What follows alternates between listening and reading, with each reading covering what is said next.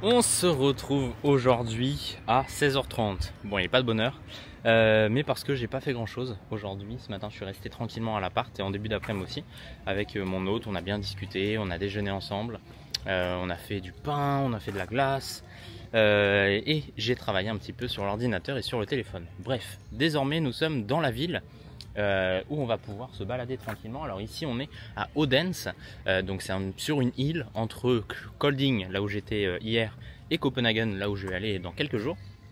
Et on se retrouve juste devant la gare, puisqu'on s'est quitté hier, pas tout à fait ici, mais en tout cas j'ai traversé un endroit, on va dire, pas forcément très intéressant. En tout cas c'était très sympa, mais pas très intéressant, puisque c'était juste dans une forêt. Mais en tout cas, on est revenu ici au centre, à partir de la gare, là où je suis arrivé hier, et on va se balader un petit peu dans la ville aujourd'hui, en espérant qu'il ne pleuve pas trop, puisque aujourd'hui il a plu ce matin et cet après-midi.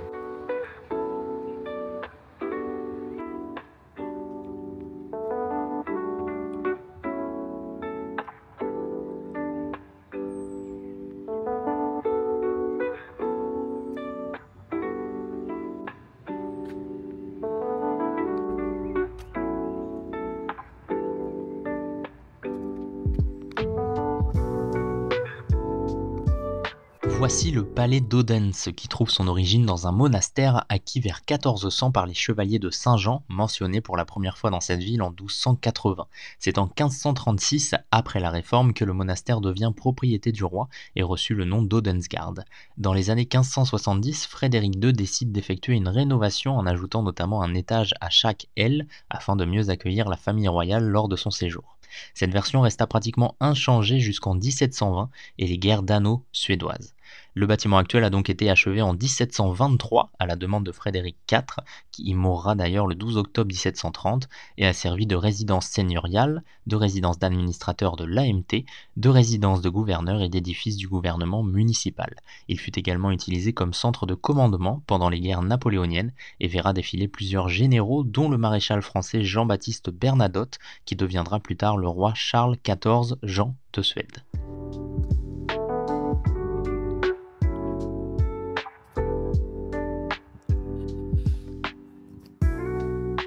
Bon, encore une fois, il n'y a pas grand monde ici dans les rues de Odense, donc on va pouvoir se balader. Ça c'est plutôt cool. Moi je suis déjà passé par là il y a quelques minutes puisque je garais mon vélo juste là-bas, puisque j'ai pris le vélo de mon hôte, l'un des vélos de mon hôte, donc c'est parfait, ça va beaucoup plus vite. J'ai pris la même route qu'hier soir, mais j'ai mis 4 fois moins de temps, donc ça c'est parfait. Mais on va se balader tranquillement, même s'il n'y a pas grand monde. Moi ça me dérange pas évidemment, ça nous permet de visiter plus tranquillement la ville.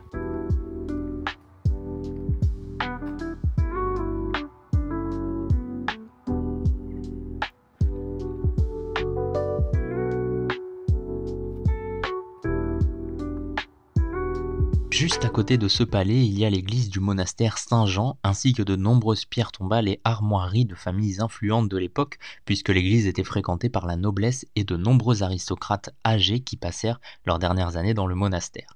Elle fut mentionnée pour la première fois en 1295 et construite par l'ordre de Saint-Jean, où les chevaliers hospitaliers, puis reconstruite en 1636 et restaurée 2 fois depuis.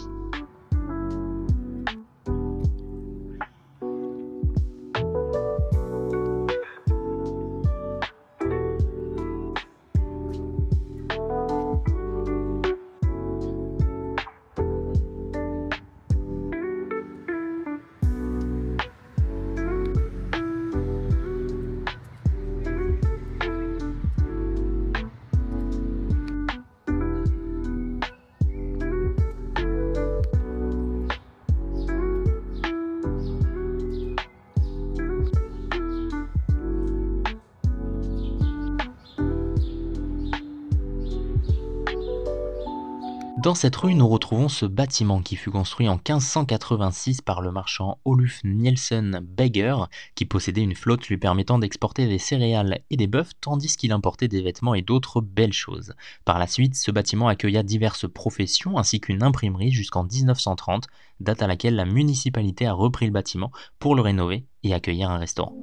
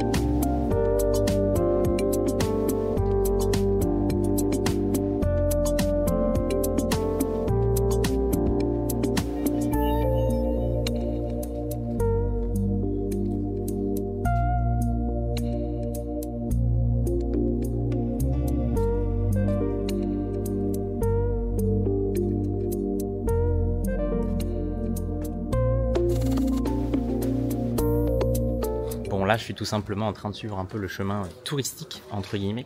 Bon, il n'y a pas beaucoup de touristes donc ça va, on peut les voir juste un petit peu ici, mais je suis aussi un touriste pour le coup, plus un voyageur, mais voyageur touriste on va dire. Mais bref, en tout cas c'est très mignon, beaucoup de petites maisons comme ça, typiques des pays scandinaves, notamment du Danemark, donc c'est très sympa. Et voilà, je me balade un petit peu ici, je vais au feeling, et puis on va découvrir après le reste de la ville.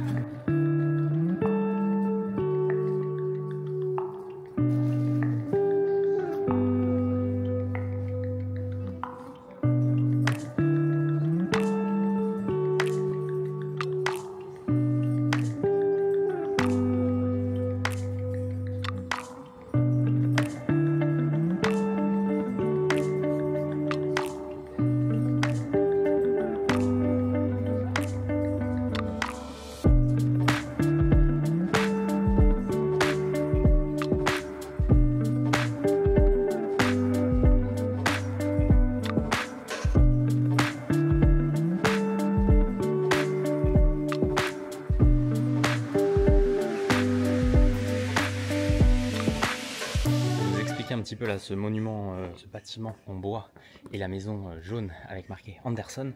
Andersen, c'est un poète, écrivain et auteur danois qui est très connu évidemment, et il a notamment écrit La Petite Sirène, etc.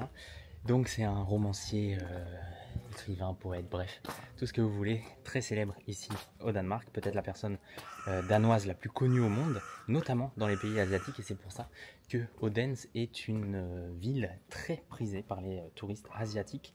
Voilà, c'est presque la seule chose qu'ils viennent voir ici dans la ville, alors qu'il y a beaucoup d'autres choses, mais en tout cas ils viennent ici notamment pour faire ce musée Andersen.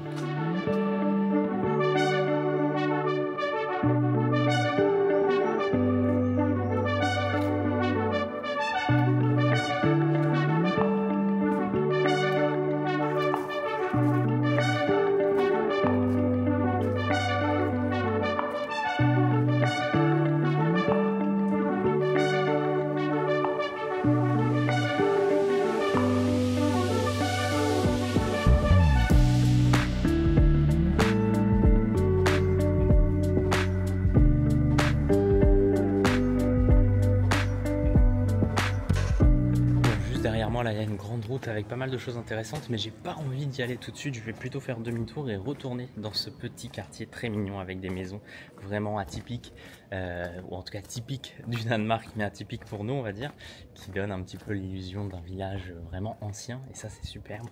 Mais je vais repartir un petit peu là-dedans pour continuer de tourner dans les rues puisque je n'ai pas encore tout fait. C'est un assez grand quartier au final, et puis ensuite je reprendrai cette grande route pour repartir vers le centre-ville et voir un petit peu les monuments qui sont sur cette rue.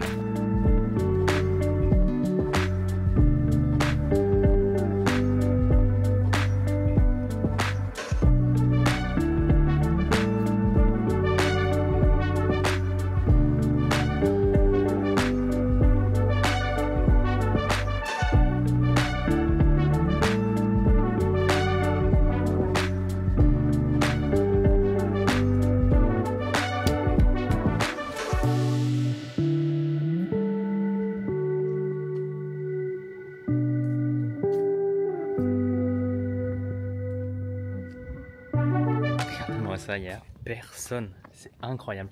Là j'ai le village, le quartier pour moi tout seul, c'est incroyable. Là-bas il y a juste la maison Andersen, donc je vais repartir de ce point puisque j'ai pris la route qui allait à gauche. Je vais repartir de ce point et refaire dans l'autre sens, comme ça je vais pouvoir vous montrer toutes les maisons et surtout dans le bon axe, puisque sinon j'ai le soleil dans les yeux et c'est pas très sympa pour moi mais aussi pour vous puisque ça se voit à la caméra.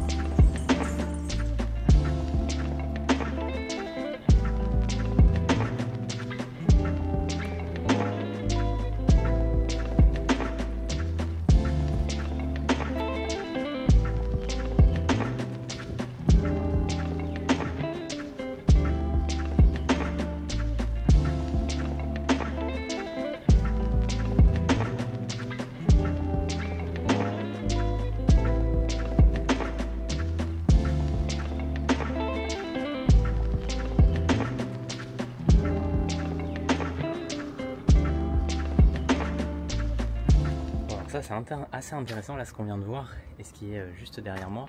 Ce sont deux plaques avec les représentations de la ville d'Odense en 988 et en 1593. Et on peut facilement voir la différence évidemment entre les deux. Je vous les remets juste ici, 988 à gauche et 1593 à droite.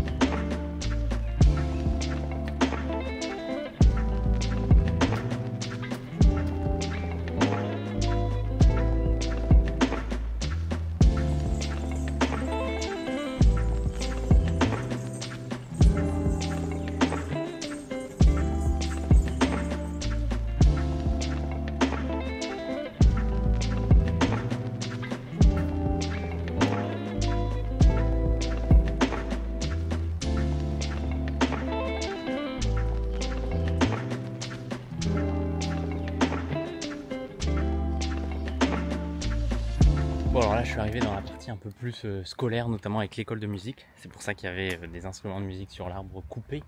Mais c'est voilà, très très calme, c'est juste à côté du petit quartier vraiment très mignon avec les vieilles maisons, les vieilles façades. Ici il y a une sorte de jardin, voilà, un peu en mode self, je sais plus comment on appelle ça, mais bref, tout le monde peut y aller et faire des trucs quoi. Partagé, jardin partagé, donc c'est plutôt cool ça aussi. Là je continue un petit peu de me balader, je vais repartir vers la grande rue qu'on a vue ensemble rapidement et que j'ai pas voulu prendre il y a quelques minutes, mais là je vais aller la prendre pour repartir vers le centre-ville. Et on va pas tout faire aujourd'hui puisque je vais revenir demain, comme je reste ici au moins jusqu'à mardi avant d'aller vers Copenhague, mais je ferai sûrement une petite pause dans une ville juste avant d'arriver à Copenhague. Donc on reviendra demain dans le centre pour visiter le reste et aussi partir plus vers les fjords qui sont pas très loin de là où je suis logé.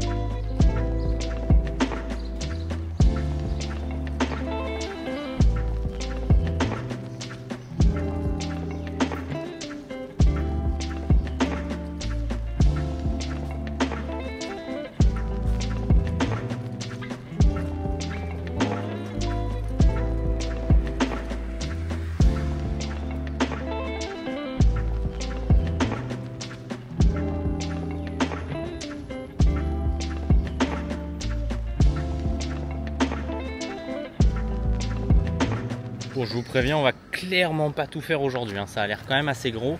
En tout cas, ça a l'air d'être une grande ville avec un beau patrimoine historique, donc c'est très sympa évidemment. Mais je reviendrai demain pour faire l'autre partie. Là, on va rester sur cette zone ouest de la gare. On va essayer de bouger encore un peu, de marcher encore un peu avant de reprendre le vélo pour rentrer à l'appart et se poser.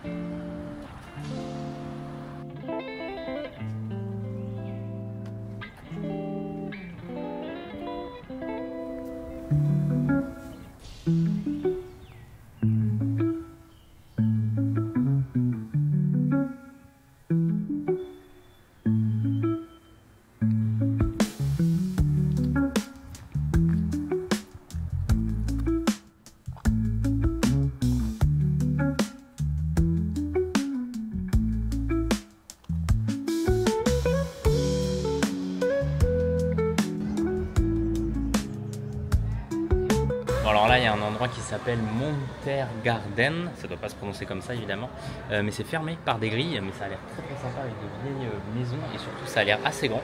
Donc je reviendrai demain ici pour pouvoir le faire quand ça sera ouvert. Bon, je suis sur la petite place qu'on a déjà vue et je reviens là dans le quartier un peu historique avec les vieilles maisons et les vieilles façades, juste pour le traverser dans l'autre sens cette fois, histoire de récupérer mon vélo et de repartir vers mon logement. Je pense qu'on a déjà bien marché, on a vu pas mal de choses aujourd'hui, on a vu toute la partie ouest par rapport à la gare et donc demain on reviendra ici juste pour voir ce qu'on n'a pas vu et ensuite on prendra la direction du centre-ville et notamment de la partie est. Alors je ne sais pas si elle est intéressante, historique ou pas, on verra ça demain, mais dans tous les cas on en garde un peu justement pour demain, comme ça on fait pas tout aujourd'hui. Allez, moi je vais chercher mon vélo et je rentre à la maison.